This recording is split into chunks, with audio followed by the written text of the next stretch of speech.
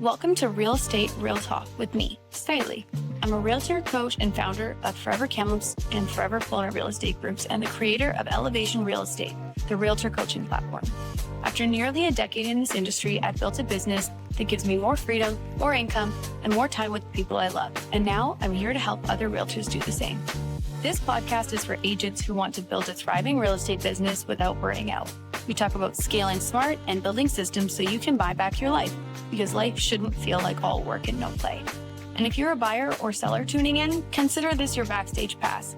You'll hear unfiltered conversations with top agents and industry pros, giving you the same insights we share behind closed doors. Knowledge is power, and the more you know, the better you can advocate for yourself and work with someone who truly has your back. Let's get real. Okay, Ray Godleski, thank you so much for coming onto the podcast today, Real Estate Real Talk. I feel so privileged to be able to talk to you today because you have your CFP and your MBA. So we're going to learn some really awesome stuff from you. I remember when I first got started in real estate, I kind of mentioned to you a little bit earlier that you get your license and you don't really know what way is up and how to actually run a business. So I'm really eager to learn from you and kind of what your takeaways are from starting a business. And something else that I just want to mention for the listeners as well is that you are the Georgia-based president for Southeast Wealth Partners, which you help people with retirement planning, again, like wealth management, financial planning, all of that kind of stuff, which obviously is really important for anybody and everybody to think about in advance. So thank you for coming on the podcast today. Please tell me a little bit about how you even got started in wealth management. Why did you decide to go down this road anyway? Right. Yeah. Well, thank you for having me on the show today. How I got into it was actually a bad experience. Oh no. So I know. I was in the corporate world and I had a 401k there and I did a rollover. So that's how I got started with an advisor. And, it was started off fine, but I was looking for more. I wanted more hands-on because I actually, believe it or not, I went from one extreme to another. I went from a multinational company to a realtor, believe it or not, way back. It's kind of going way back back in 05, area 06. And so anyway, having those experiences, corporate world, running your own business, really led me to this.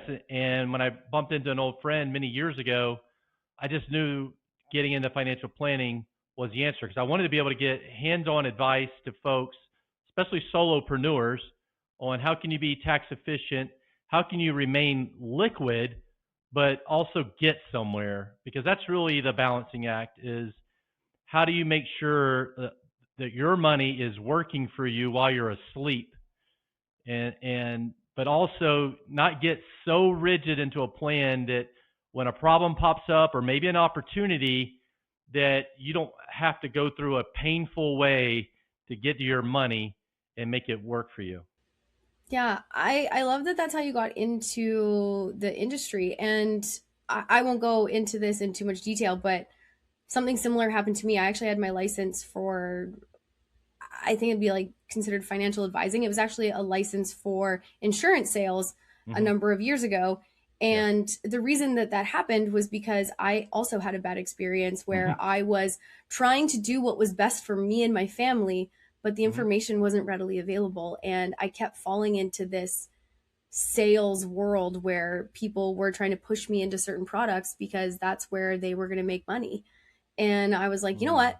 I'm just going to go to school for this so that I could know for myself. And I don't actually hold that license anymore. I deep dove into real estate instead. However, it was good to know the information. And I love that you kind of had a similar experience to get into it and that you just loved it so much that now how long have you been in the industry for now then? Yeah, about 11 years. 11 years. Amazing. Yep. And that's a lot of education too for your CFP and MBA. That's a long time to be academically driven. That's a long time. Yeah. And both of those were done at night. So I've always, ever since I got out of school, wanted this to work and make money and start to be a provider.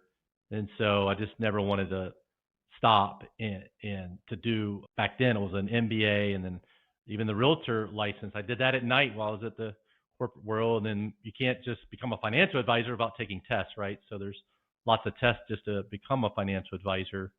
And then the CFP is a very detailed, comprehensive course to go through. Most folks do it in a, some can do it in a year, some do it 2 years. I was pretty aggressive with mine because once I set my mind on something, I just want to get it done and start to use it in my practice. I think that's the better way to do it, though, is to do it fast. And that comes for even people who are like thinking about getting into real estate or like really changing careers in any direction. Mm-hmm. The people who do it slow, I feel like it's just long, drawn out, painful. Like if you just rip it off like a Band-Aid, get your education done, and then take the test right away, the information is going to be so much more readily available for you to pull from in your brain if you do it quick, as opposed to like taking years and years to do it. So yeah, I'm happy that you're saying that, because I think the more times that we actually talk about how it is a hard thing to do, it's late at night, you're still working a regular job. Sometimes people in the business world make it seem like everything's sunshiny rainbows, and it's a bit of a grind. So I'm happy that you're saying it too, because the more we say it, the more realistic it is for people to get in. So back to getting started in any business and making sure that you really understand what it's like to run a business financially, all of that stuff. I had no idea what I was doing when I first got started. Like I said, I got my license. I was in my early 20s. I think I was 21. And I was just excited to sell real estate. But I had this roller coaster of income. And I was like, oh my goodness.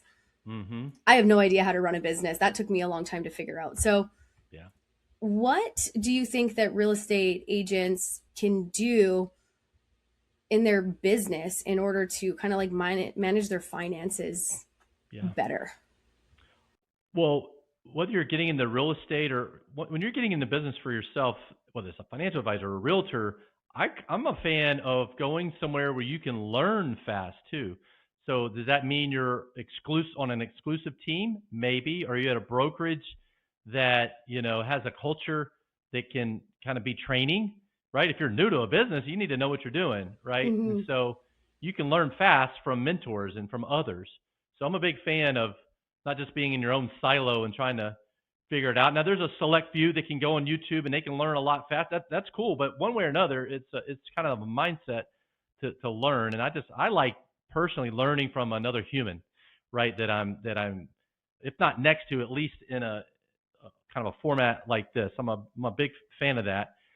And you always want to do what's right for your client, right? So have the long-term view, which is I'm going to do the right thing. If you do the right thing, make a promise to someone and then deliver, that's going to make you very referable.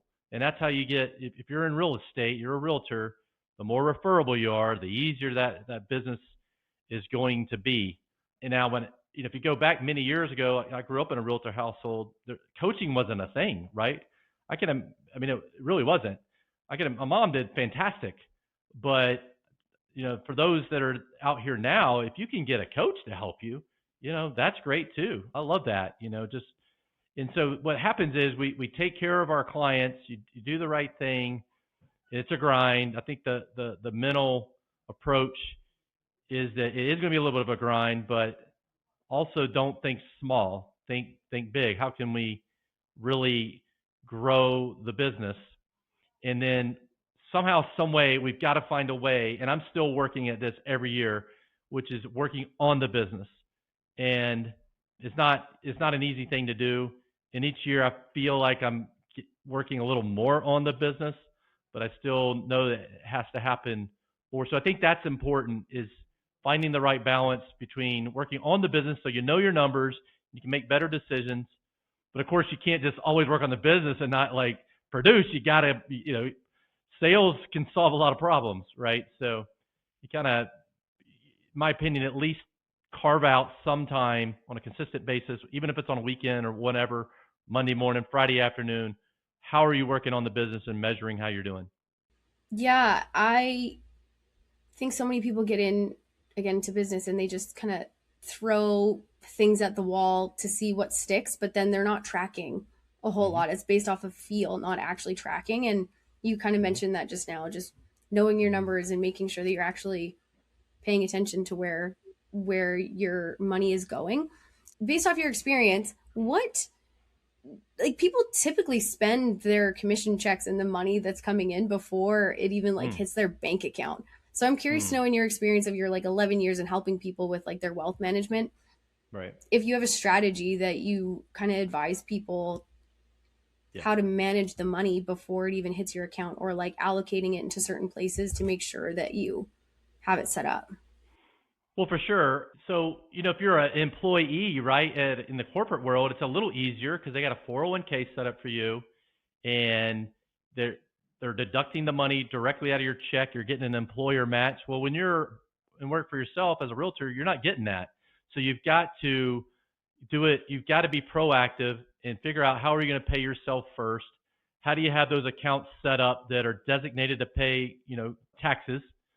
And then on the tax thread, always, I would seek some advice there. That is not a realtor's specialty, right? You want to talk with, could be a CFP, could be a CPA, could be both, most likely. How do we become tax efficient? And so depending on how much money you're making this year and how much you expect next year can really be helpful in coming up with a plan to be tax efficient. So some are S Corp, right? And a lot of realtors become an S Corp. They don't know why, other than someone told them they would save money there. And oftentimes that's true, but not always. There's a lot of options out there. So you probably do want to find an expert in the area. And I would do due diligence there. You may not want to go off of one referral. You want to be able to ask questions. If you ask questions and whoever you're talking to is defensive or dismissive, that might not be the right person for you. You might want to talk with someone that will be patient and answer questions and communicate to the level that you need. Because I work with a lot of couples, right, from financial planning. And some of those, one person typically likes the spreadsheets, likes the numbers, and the other person does not. They want a whiteboard, they want pictures, they want something like that, and got to be able to communicate to how the other person is receiving it, so they can really have at least a high level understanding. Nobody's going to ever understand the nth degree of these things, but at least at a high level, understand those. Mm-hmm. You mentioned people getting like incorporated, because that just seems like the right thing to do. And I just want to tell you a little something that's funny, because again, when I first started, I didn't know which way was up. I was just doing the things that I was told that I was supposed to do, but I didn't always understand it. And like you said, if someone's trying to teach you something, but they're not speaking the language of like how you absorb information, it kind of goes like in one ear and out the other. So however many years in, I was told to incorporate, and I was like, okay. So I spent the thousands of dollars to go get a corporation, and it looks nice on paper having a corporation. And then the year went by, and I went and I was doing my taxes, and my accountant was like, Skyleigh, you know that the only reason to incorporate is to save money on taxes, but you have to leave money in your corporation in order for that to happen. And I was like, oh. And so I had no idea like why things were the way that they were. I was just doing what I was told, but I didn't realize like how to actually make it work for me, if that makes sense. So I feel like a lot of people kind of fall into that, or that, it's like the chicken or the egg. You're like wanting to set yourself up for that corporation to make sure you can save some money, but then you don't actually know exactly how much you're going to make the following year. It's kind of like a projection. So anyways, I just thought that it was kind of funny, because it took me some stumbling, handful of years to figure it out. We fail forward. So now I learned. I just realized I didn't completely answer your question. So earlier, so what you want to do is figure out how much you're going to owe in taxes. And when you get that commission check, you got to split it up several ways. One is for taxes, put that in a high yield savings account so you're not losing any principal or something like that. Put some in a retirement account. There are ways you can do it and still have it somewhat liquid, not super painful. it could be a solo K. Don't know. It depends on the situation. So you could do those things, and of course, you want to spend it and enjoy it, but you really want to be proactive there. You don't want to be reactive there. You got to be proactive, which is, I got to set aside money out of every commission check. And once you do that, it's actually quite freeing. Then you want to go spend money. You can do it because you paid yourself first, and you're not going to wake up next April and go, oh crap, I owe a bunch of money in taxes. Yeah, it's the old book. It's The Wealthy Barber. Yeah. Talking about putting away. Yeah. And it's hard to do. Put some money away from your check every single time to make sure that you have some money sitting aside. So yeah, I love that advice. And just again, out of curiosity, and I won't hold your feet to the flame on this one, but how much money do you think that people should be reinvesting back into their business? Because we did talk about like the sales aspect of things and like working on the business and working, right? So I've gotten caught in this a handful of times as well, where I'm like wanting to pour so much money back into the business in order for it to grow. But then you can overspend really easily or even like underspend and it not go anywhere. So do you have any feelings about that? I do. And, compounding is a big kind of idea, right? And so obviously I'm going to have some bias here. I'm a big believer that money should go into investment accounts, some percentage, right? So it's about diversification. It's about not being too concentrated. So the earlier somebody gets started, the less they got to put away, right? Somebody in their 20s putting 10% away is going to blow doors off somebody in their 50s that's now doing 25%, right? So I can't really give an exact answer on how much goes back into the business, but going back to what we talked earlier, if you know your numbers and you really have a great idea on what is working, right? And you're looking at it and going, man, if I just do that marketing activity right there, I'm going to add a little gasoline to it. Last year I did it and, I put in 2,000 and it resulted in $50,000. I get it. Like, do it again, but keep up with it. Make sure, because things change, right? It's not a static world. We're in a very dynamic world. Things can change. One marketing idea today may not work tomorrow. So you got to know, but I'm still a fan of putting something away towards retirement account. And if you can compound, whether it's 12% a year, 8%, these 20% that have happened in the last couple of years, don't expect that to happen long-term. Long-term history of, say, an S&P, for example, is around 10, right? 9, 10, somewhere in that ballpark. Same thing, real estate. Real estate's going to go up over time. There's going to be times it doesn't, but over time it can. Obviously, there's leverage you can use there. That's kind of a cool, unique thing about real estate.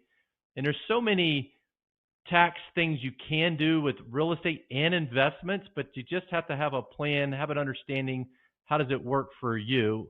If you're just listening to little clips here and there and then trying to do it on your own, it might not work out that great.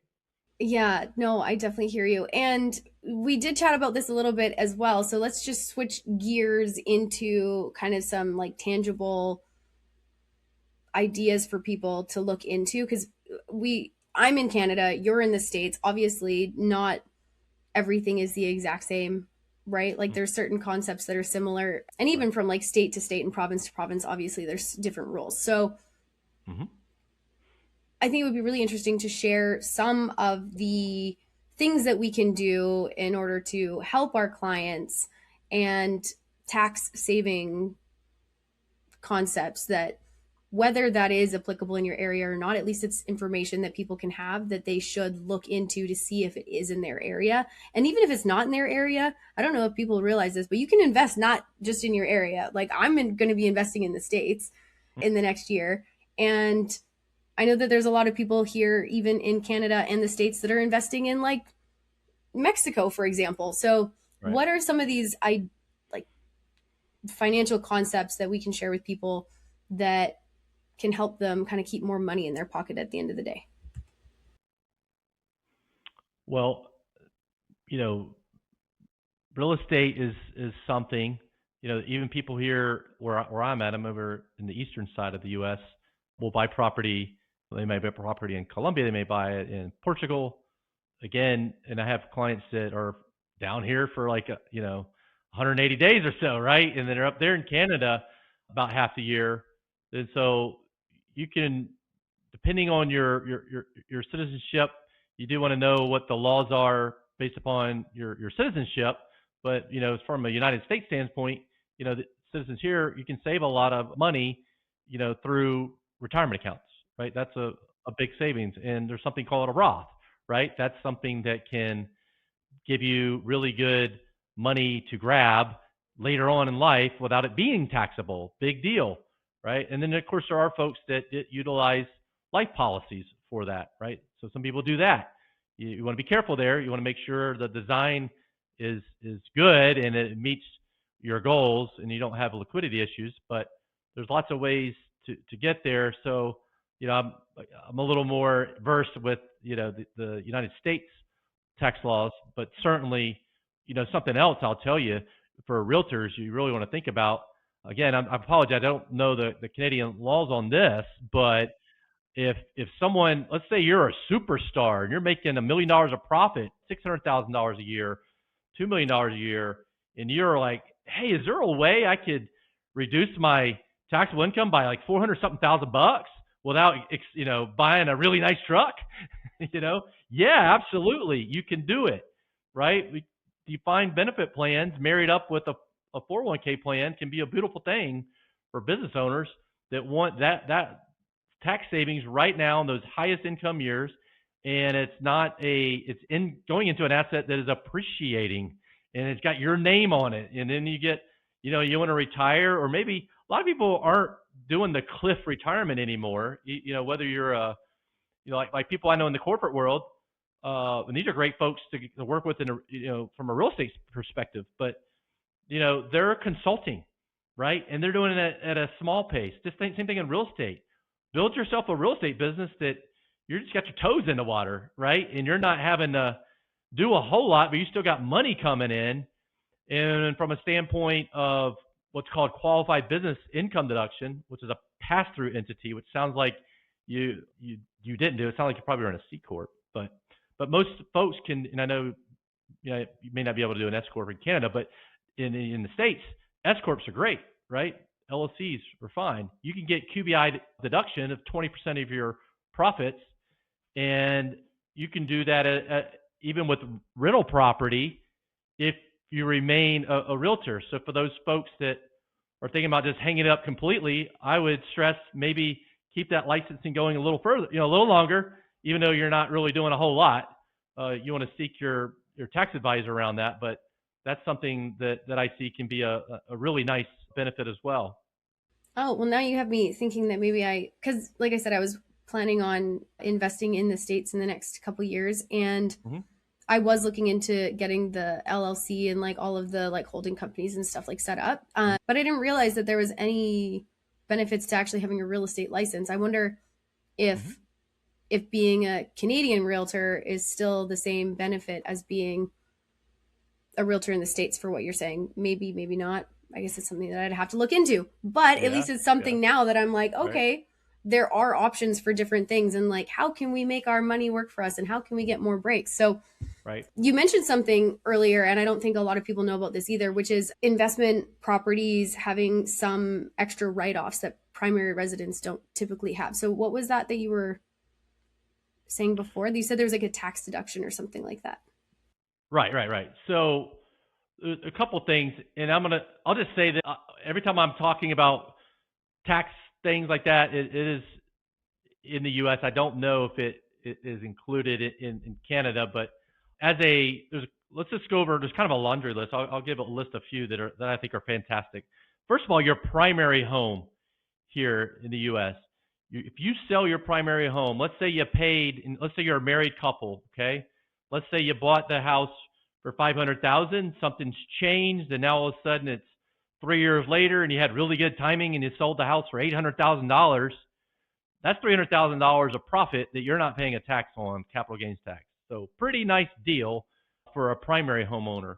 And then when you're looking at rental property, investment property, those are, you could take the profits out of those and you are going to pay a capital gain on it unless you do a 1031 exchange. So that's something you could do. Now just understand when you do that, you're deferring the tax. You're not eliminating it. You're just kicking it down the road, which if you never needed that property from a cash standpoint and you want to pass it on to your kids or a loved one of some sort, you could pass that on what's called a step up in basis. And so now the home you bought 30 years ago for $200,000 is worth $1 million. The person that inherits that property isn't paying a tax on it. Their new basis is $1 million. And if they want to sell it right then, they could. Or if they want to hold on to it, at least their cost basis has gone up. There's also things called 1031 DSTs, which is deferred sales trust, which is just a way that you can, maybe you're like, man, I don't want to manage an apartment. I don't want to manage a single family home anymore, but I really don't want to pay the tax either right now. You could put it into more of a fractional ownership of something that's maybe more recession proof, that's in campus housing or kind of a high demand area for aging folks, or there's any number of commercial properties you could do that to, but that way you're not having to realize that tax right then and there. And then for the folks that want to do the same kind of tactic, if you will, but maybe they do want some of the money, they don't mind paying some tax as more money comes in, that's called a 721. So those are some of the things. And then on a mortgage deduction, right, that's still deductible for up to a $750,000 mortgage, right? Could be deductible if you're itemizing your taxes. One of the things that's changed with the newest law called OBBA, O-B-B-B-A. I'm not going to say the acronym. It's kind of silly, but it did become law last year. And now the PMI, which is private mortgage insurance, is deductible again. It wasn't deductible for a while. Now it's deductible again. So for those folks that can only put 3%, 5%, 10% down, that could be a nice little boost to them, buying that home. And the other thing I'll point out is reverse mortgages. Used to have a really bad name, but in the last, I would say 5 or so years, it doesn't have a bad connotation anymore, or maybe it shouldn't. There's been a lot of analysis into it. And so it's not the right thing for everybody, but for some people in certain situations, they should explore it. It might be something they could use, but the interest portion of the reverse mortgages could be deductible. So that I find that pretty interesting with the latest tax law. There's so many options out there for people, and I'm not sure why. I feel like it probably has to do with like sales resistance and people being worried they're going to be sold something. Mm-hmm. But there's so many options out there, and I feel like not enough people are actually going and talking to professionals about this and getting the support that they need. So kind of like going a full circle moment here to the beginning of the podcast was that we were talking about interviewing people and really figuring out what they know and building that trust with somebody. Because if you can partner with someone like yourself and feel like you have their back, for example, and that you're going to help them kind of get from point A to point B and share with them all this information, we can't know everything. That's why we have professionals in each area. So right. I'm like, I don't want to go get my CFP, right? So knowing people like you, for example, and making sure that there are people out there that are likable and trustable, it's important. And if people are nervous about meeting people because of the sales resistance, because let's face it, the industry wasn't always feeling super safe. I do encourage people to go meet people, interview, and figure out their financial plan, because there's so many people that are getting to retirement and going to be retiring broke. And it's just like a really sad place to be, considering there are all these options. So thank you so much. We're kind of at look at the clock. We're at 29 minutes and 27 seconds. So I'm going to ask you the 2 questions that I like to ask people in the business world, because I love learning from people's failures and obviously from the things that they did well. So if there was something that you made a mistake on when you first got into business that you would like to share with everybody, advise against, what would that be? Yes, really not knowing my numbers. That was, kind of that's kind of a mistake, right? Is getting into the business and just kind of just working in it, not really understanding the numbers so that I can make better decisions. And so when I finally started doing that, and I'm like, oh wow, I should be doing more of this. And then there'd be something over there. I'm like, whoa, why am I even doing that? That doesn't make any sense. Whether it's time or money or both, just like eliminate, boom, get rid of it. So not spending enough time on the business, treating it like a business. That would be definitely something. If I could do it over again, I'm like, oh, if I'd have done this, yeah, or really if I could have gotten into financial planning way sooner, I would love that. Been doing it 11 years, and in the first couple, 3, 4 years is always a grind, especially if you're doing it right, to be honest with you. But yeah, I think I would love to have gotten it into it a little sooner, but I don't ever have regrets, because I'm like, wait a minute, now I'm relatable. I've been in the corporate world, and I was a realtor there for a while, and then I didn't do that well, to be honest with you, from a business standpoint. Again, going into '08, I'm like, that was the real one. I'm like, holy cow, why did I have a payroll of people that worked for me for so long? I was doing fine with sales to take care of people, but not making profits, that's not good. No, it's not good. You got to be profitable, I definitely did the same thing. And, I can't remember where I heard this from, but it pretty much said that, like, the thing that you are going to coach people to and help them with is the mistakes that you have made and overcome. So, the mistakes that we've made, I feel like it was a grind, but I'm also grateful for those mistakes too, because then now we can like teach people about how to get out of it and how to fix the mistake and like where to go from there. So I love that advice. I think that's like really, really great advice, tracking your numbers. And last one was the thing that you did well that you were like, I would 100% do that again when you first got into business. Yeah.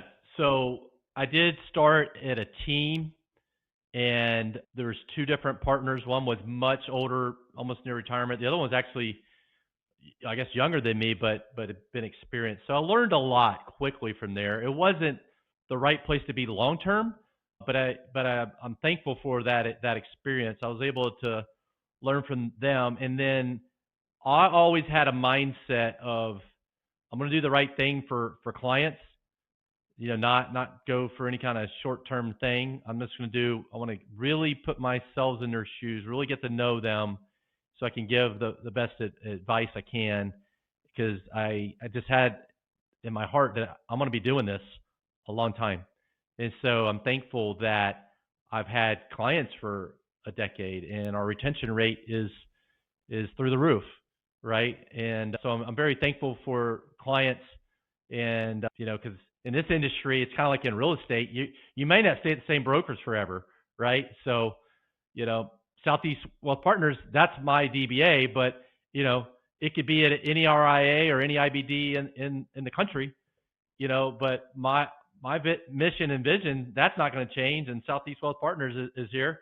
So, I would expect the clients would remain with me. So, yeah, I'm thankful for the learning that I was able to get at the beginning of the process. And I am thankful for the CFP program. That really kind of, just got me super engaged on an ongoing basis. I just eat stuff up. When I'm learning about new things that are happening, how can that help our existing client? Not just kind of sit back, be happy, and, be gone, half the year, or on the course every week. Nothing wrong with that. There's plenty of people do that. That's just not where I'm at right now. I really just enjoy working every day. Yeah, I think the passion for what it is that you're doing, and then, like you said, being relationship focused is very important for business. Once upon a time, it wasn't like that. And those people, I think, made a really big mistake. So I'm happy to hear that you've been like this from the very beginning, because that just means that it's like a part of you as opposed to like a facade, which is amazing. So thank you so much for coming on to the podcast today. I loved our conversation. I'm going to put all of the social media, websites, and ways for people to connect with you into the show notes for anybody who is listening and wants to learn a little bit more, because just the tip of the iceberg that we got today. And I know that you have so much more to share. So thank you again. Thank you. That's a wrap on this episode of Real Estate Real Talk. Whether you're an agent building your business or a buyer or seller trying to get the real story, thanks for being here. If this episode gave you clarity, confidence, or just something to talk about, I'd love for you to follow, rate, and share the show. It helps more people find these conversations. If you have questions or want to connect, head over to SkyleighMcCallum.com or come hang out with me on Instagram. Thanks for listening, and I hope you catch the next episode on Real Estate Real Talk.